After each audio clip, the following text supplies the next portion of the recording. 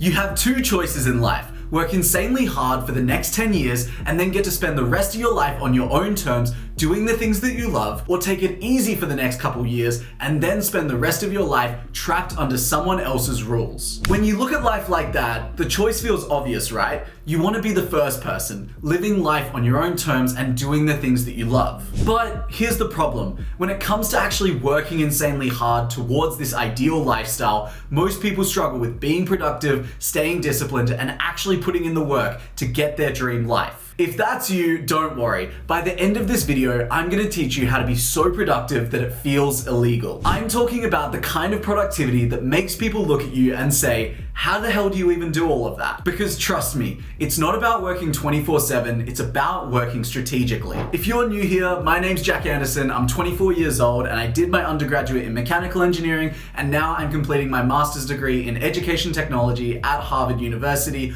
on their most prestigious full ride scholarship. And later this year, I'll be commencing a Master's of Global Affairs on a full ride scholarship at China's top university. Whilst attaining all of these degrees, I also published 7 books, built one of Australia's largest education non-for-profits, competed at an elite level in sports, worked part-time jobs, and won national awards like the 2025 WA Young Australian of the Year. And I didn't do this by working harder than everyone else. I did it by working smarter. So let's dive into my 5 steps on how to be so productive that it feels illegal. And be sure to watch to the end of the video, because step 5 is the one that people overlook the most, but in my opinion is by far the most transformative. Step number 1 is to stop watching productivity videos. In my opinion, so much of the productivity advice out there is repackaged brain rot, because it acts as if efficiency is the critical component of productivity. But in reality, it's not. The hacks that they share, such as time blocking and the Pomodoro method, might help you to feel productive and move the needle a little bit, but they're not the major things that are going to completely transform your life. Productivity isn't just about squeezing the maximum amount out of your 1-hour time block every single day. It's about picking the right things to do every single day, working at them relentlessly over a long period of time. So here's the first step to leveling up your productivity. Stop obsessing over systems. Stop looking for the next hack and stop thinking that you need to optimize your calendar perfectly and then success will magically appear. Once you stop searching for productivity hacks and hoping that they're going to transform your life, it's going to open your mind up to actual life-changing productivity advice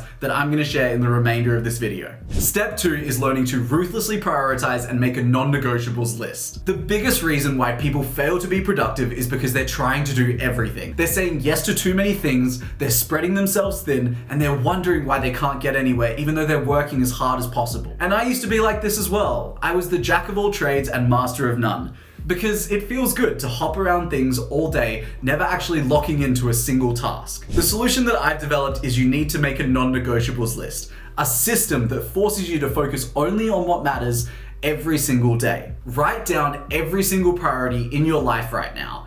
Then be ruthless and rank them from most important to least important. For me, my priority list looks like this. At number 1 is the relationship with my partner. Number 2 is my family. Number 3 is my work and dreams. 4 is health and fitness. 5 is self-care. 6 is friends. And then 7 is instant gratification. So that's like partying, doom scrolling, all of that kind of nice feeling stuff that just gives us that instant gratification. With this non-negotiables list, every single day I start with my top priority and then I work my way through. And I never give those later priorities any attention unless I've addressed my first priorities. So my partner comes first and I make sure that I've checked in with my family. Then I make sure I've done all my work and dreams. Then I make sure that I've done my sport for the day, and then friends, and then by then I'm pretty much out of time for the day. Step number 3 is to cut the fat. Now that you've set your priorities, it's time to cut the fat. Most people think the secret to productivity is doing more, but actually it's about doing less. Removing all the unnecessary distractions that are draining your energy and time. For me, when I was 18 years old and I wanted to get into Harvard on a full ride scholarship, cutting the fat meant cutting out partying, late night Netflix binges, endless group chats, and hanging out with too many friends. I used to spread my social life so thin and myself so thin in the process, constantly checking my phone and responding to messages that didn't really matter. The moment I cut the fat, my productivity skyrocketed. Instead of wasting hours on distractions, I channeled all my focus into the work that I cared about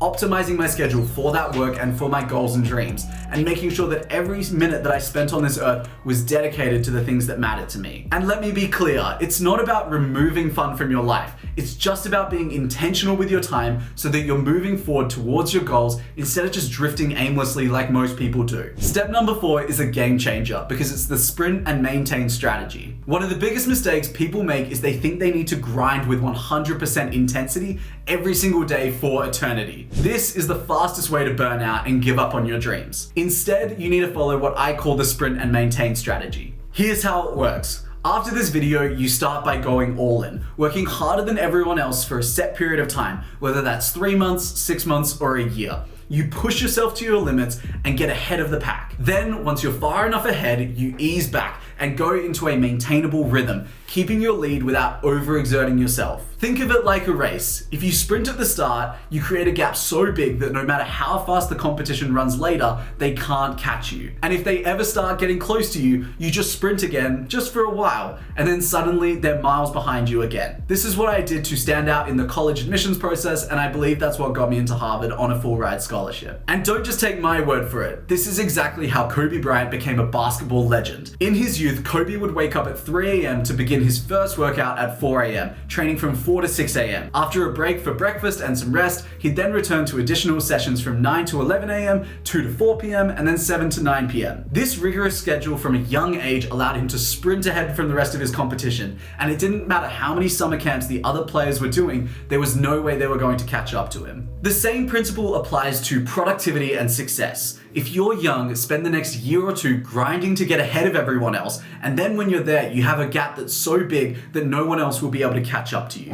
And step number 5 for having illegal levels of productivity, and I think step 5 is the most important, is the 1 to 4 work method in order to avoid burnout. Now that you know how to work productive and prioritize the things that matter, it's really important that we talk about sustainability. If you go at full speed all the time, you're going to crash. That's why I follow this method inspired by elite athletes called the 1-4 work system. The idea is simple. Not every single week needs to be a level 4 all-out grind week. Sometimes you need to drop it down to a level 3 or even a level 1 to recover and come back stronger. I learned this the hard way because I'm currently training to do a 100-mile race, and I recently pushed myself to run 100 miles in a single week. I ran a half marathon every single day or further. And that training week absolutely destroyed me. The following week, I felt so exhausted that no matter how hard I tried to push myself, I couldn't force myself to run. And that's when I realized that after an intense week, I need to recover. So I dialed it back for a few days, let my body reset, and when I came back, I was stronger than ever before. The same applies to productivity. You only fail when you burn out and quit. So don't burn out. Know when to push hard and when to recover, and you'll stay ahead without crashing. At the end of the day, most people won't take on board the productivity advice that I'm sharing with them. They'll watch this video, feel motivated for 10 minutes, and then go back to scrolling on their phone to watch the next productivity video, convincing themselves that they'll start being productive tomorrow or at the start of next week. But if you want an extraordinary life, you cannot live like everyone else. You have to start acting differently and thinking differently, and be willing to sacrifice in the short term for comfort, success in the long term. So here's what I want you to do right now. Right now, make your non-negotiables list. Cut out distractions, start sprinting ahead of your competitors, and use the 1-4 work method to avoid burning out. Get ahead, stay ahead, and build a life that most people can only dream of. Because if you can do these tips, 1 year from now, you won't even recognize yourself. And as we close out this video, I know I'm generally centered on college admissions, so if you want free one-on-one college admissions support with myself, be sure to fill out my website form at the top of the description and make sure you're subscribed,